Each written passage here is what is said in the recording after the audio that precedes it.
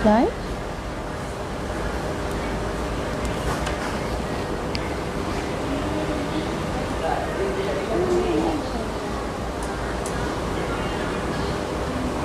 Tak, kembungnya pipi aku.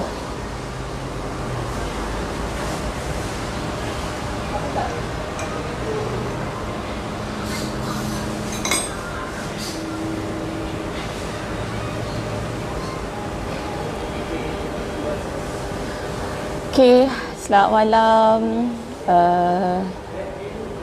Dah pukul 9 malam dah ni. Hari ni hujan lebat dan di sekitar KL banjir. Okay, selamat malam semua, selamat menonton. Saya sekarang berada di Bukit Jelutong, restoran tempatkan anak makan spaghetti kat depan ni. So, sepanjang Umi bercakap ni tolong diam. Okay. Apa-apa pun ucapkan semoga dipermudahkan yang tersangkut di Kuala Lumpur disebabkan hujan lebat. Saya nampak tadi memang teruklah keadaannya. Okey, selamat malam semua yang menonton. Terima kasih menonton. Kak Syam, Ghazali. Okey. Hari ni ada orang ramai kata nak suara saya okey suara. Kena respon sikit suara saya.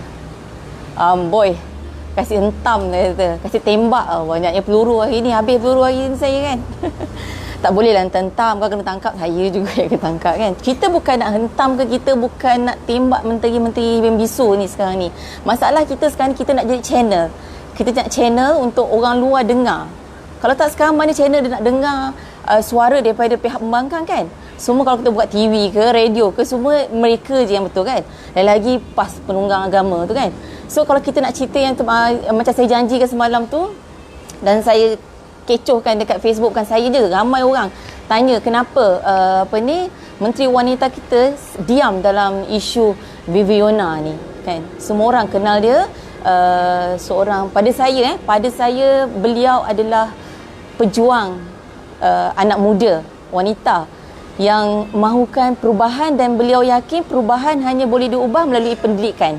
Dan pendidikan masa kini memerlukan capaian internet yang bagus.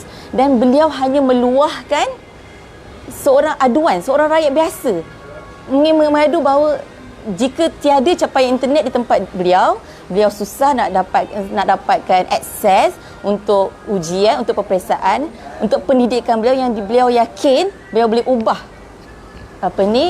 kehidupan beliau. Viviana ni bangun pagi, you tahu tak? Anda semua tahu tak dia bangun pagi pukul berapa?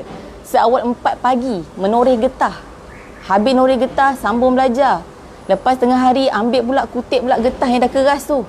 Kan? Maksudnya beliau ni daripada golongan yang susah.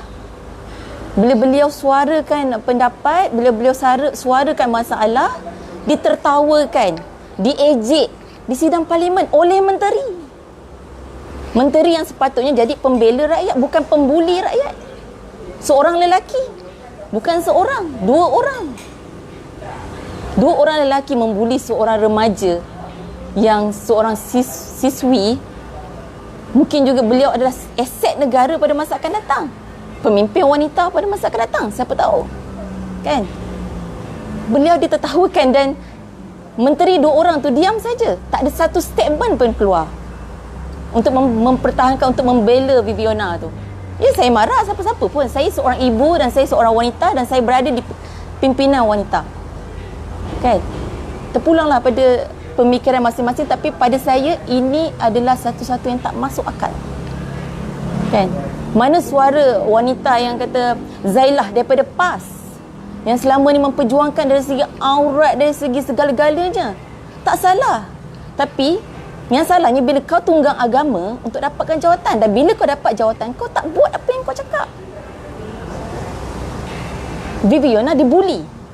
Ya, dibuli. Bukan seorang, bukan dua orang. Kan? Kalau kita tengok daripada Twitter ataupun daripada penyokong-penyokong UMNO dan Barisan Nasional, ada pula anggap Viviana ditanggung oleh orang lain sebab dia miskin. Kau hina kemiskinan dia.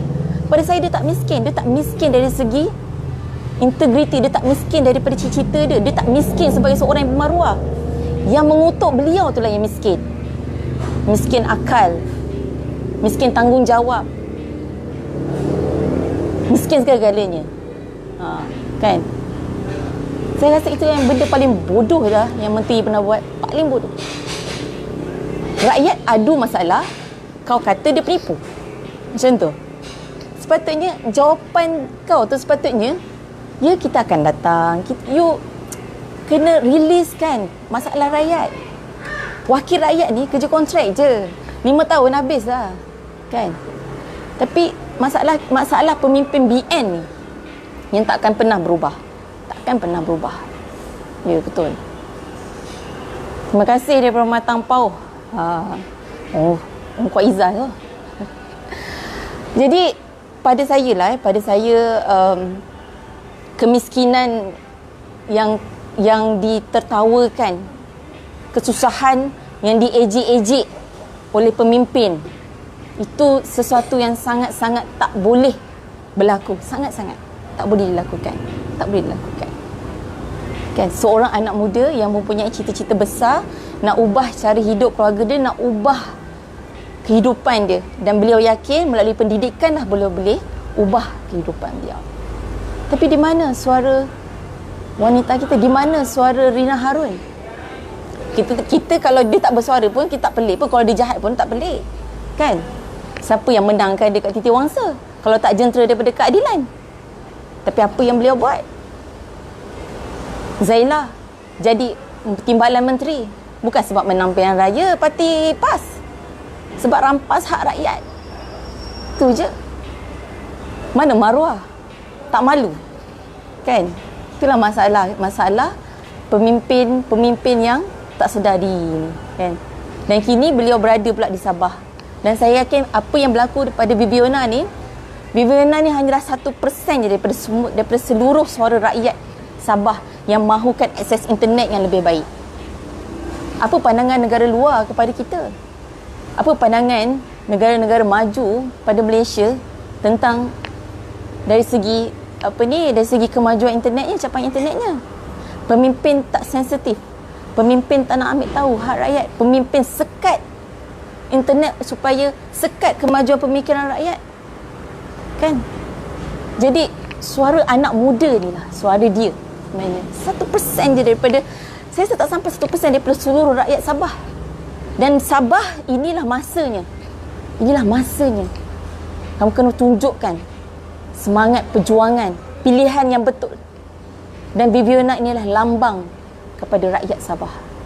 Dan saya yakin rakyat Sabah akan celik, akan tahu untuk pilih yang terbaik untuk negeri mereka. Hai, selamat malam Kak Ziza, Sobri. Dan kita tahu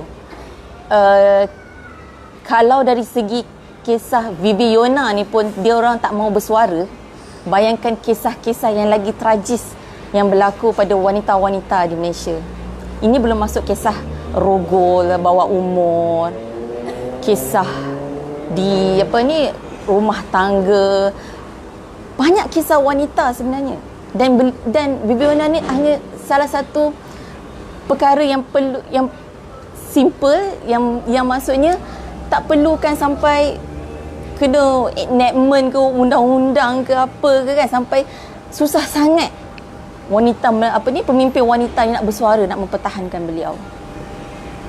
Kita lihat pada zaman PH, pada Pakatan Harapan, kalau saudara-saudari ingat tentang isu pernikahan bawah umur yang berlaku di Kelantan. Apa yang kita lakukan? Datuk Seri Dr. Wan Azizah pada masa itu adalah Menteri Wanita dan timbalannya adalah YB Hanayo.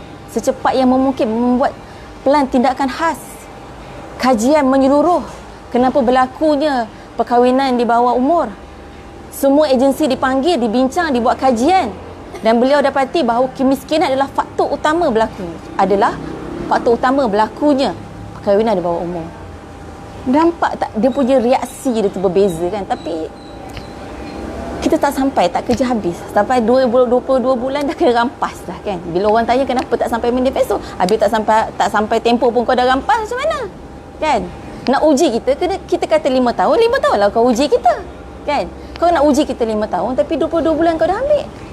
Betul tak? Jadi pada saya, kita wanita ni jangan takut bersuara. Nak harapkan pemimpin UMNO memang tak ke mana lah kan. Okey, terima kasih yang menonton, kawan-kawan, sahabat politik saya pun ada yang bukan politik pun menonton, dan saya pun okey, terima kasih Kak Mida. Okey. So saya minta kalau ada yang pendapat kan, kalau nak luahkan pendapat pun bolehlah kan, tulis-tulislah kat situ. Kadang kita pun kalau ada info pun bolehlah share. Lawan tetap lawan sampai menang. Mesti. Assalamualaikum Kak Sabah. Okey. Jadi betapa bila kata nak sibuk nak rampas kerajaan tu sampai tak nyempat-nyempat nak rampas. Bila kau dah dapat jawatan, kau tak buat pula kerja yang nak diberikan kan. So persepsi. Politics is about perception. Jadi kalau kata mana maruah you all sebagai pemimpin wanita, dan mana maruah pengundi yang mengundi beliau. Sampai bila, kenapa UMNO dengan Barisan Nasional ni dia rasa selesa, dia rasa comfort zone, tak buat kerja pun dia boleh menang lagi pilihan raya. That's why dia sibuk sangat di pilihan raya, sebab dia tahu ada rakyat yang masih ramai, rakyat yang bodoh mengundi beliau. Maaf saya cakap, tapi memang pun pemimpin yang bodoh, yang jahat datangnya daripada tangan yang mengundi beliau. So tangan tu datang daripada siapa? Kan? Dan adakah kita tergolong dalam tangan yang memilih pemimpin yang bodoh tu? Ramai tak ngaku tu. Saya tahu siapa tu. Kalau nak cerita bab pemimpin yang bisu macam ni kan. Bisu disebabkan telan dengan jawatan, kenyang dengan wang, pangkat dan harta. Cerita panjang kalau kita tulis kat Facebook, korang akan baca pun. Jadi saya bebel lah malam ni, nak dengar lah kan. Tolong share. Lupa nak cakap, tolong share. Dengar tu, tekan butang share tu, tap, gitu. Saya nampak siapa yang share, siapa yang tak share ni. Jangan tak tahu. Baik tekan butang share sebelum saya mention siapa yang tak share tu. Kan. Ni kawan saya adalah lawyer. Klien aku kes rogol ramai bawah umur. 16 tahun ke bawah. Terima kasih Azura pasal info. Beliau adalah lawyer dan beliau adalah wanita keadilan di Bacok. Memang betul. Jadi isu-isu ni yang tak dibawa, tak disentuh. Baru cerita, tak ada internet pun kau tak nak sentuh. Belum cerita lagi yang mengandung bawah 15 tahun. Kalau saya nak cerita, memang you all pun tak sampai hati. Memang tak sampai hati nak dengar kes-kes yang kita terima. Memang tak sampai hati. Nak cerita pun tak sampai hati.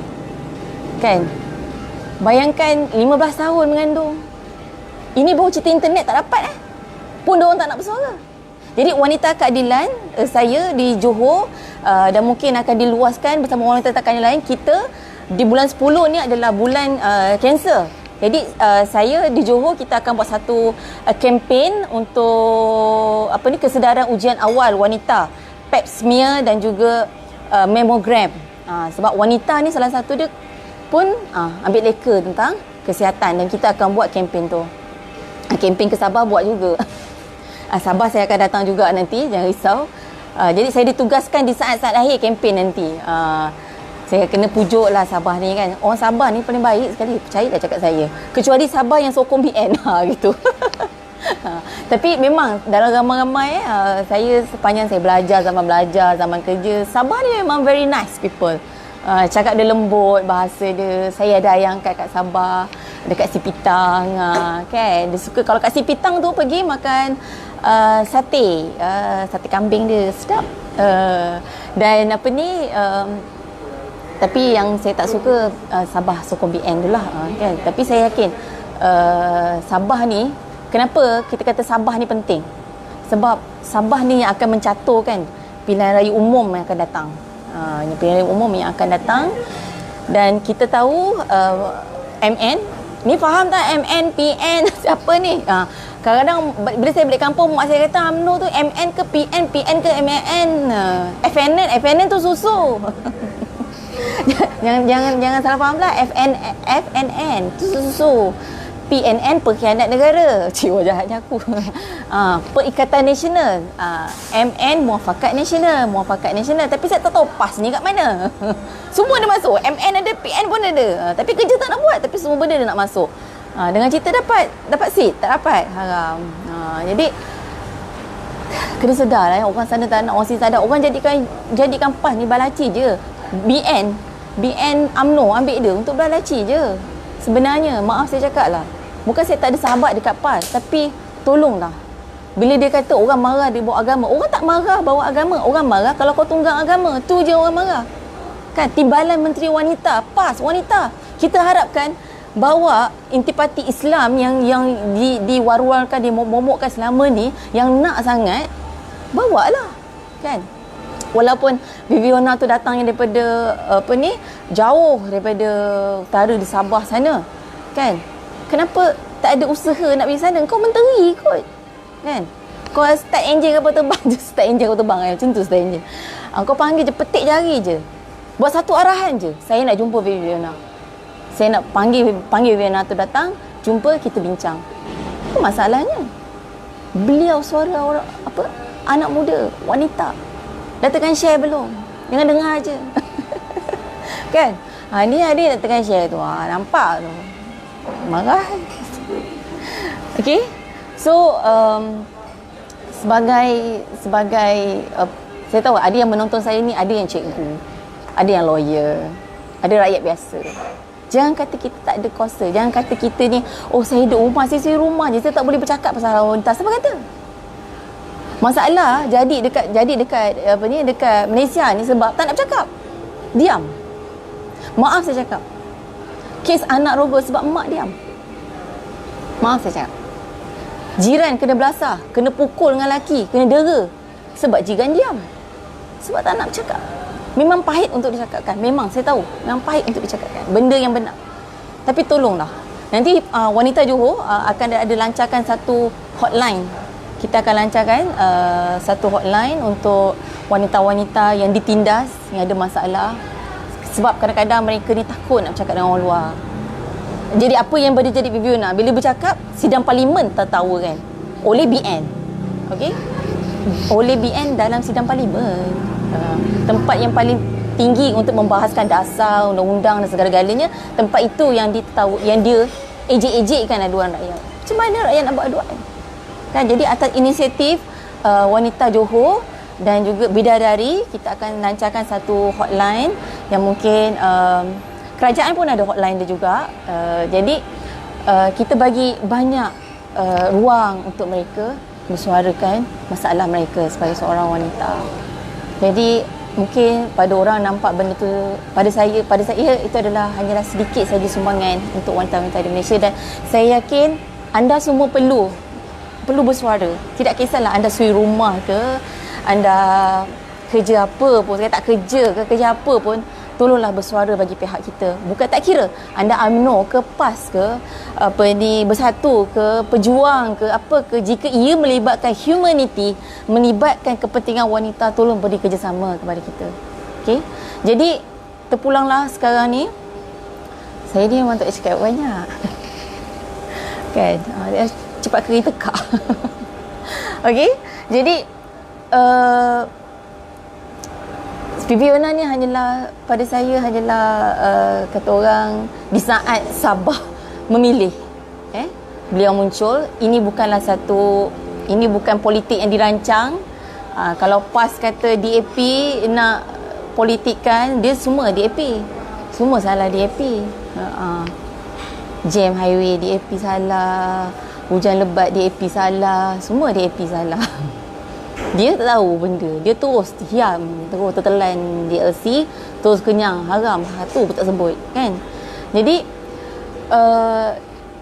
kisah yang berlaku di saat waktu Sabah juga membuat pemilihan, Sabah memilih, mengundi, dan Sabah juga adalah satu, orang kata, penentu kepada PRU akan datang. Dan kisah Viviana bukan untuk dipolitikkan, tapi untuk buka mata rakyat. Jika kes yang sekecil ini tidak diambil kira. Bayangkan kalau kes yang berat pula macam mana. Kita bukan tak tahu apa yang terjadi di kawasan-kawasan pedalaman, kan?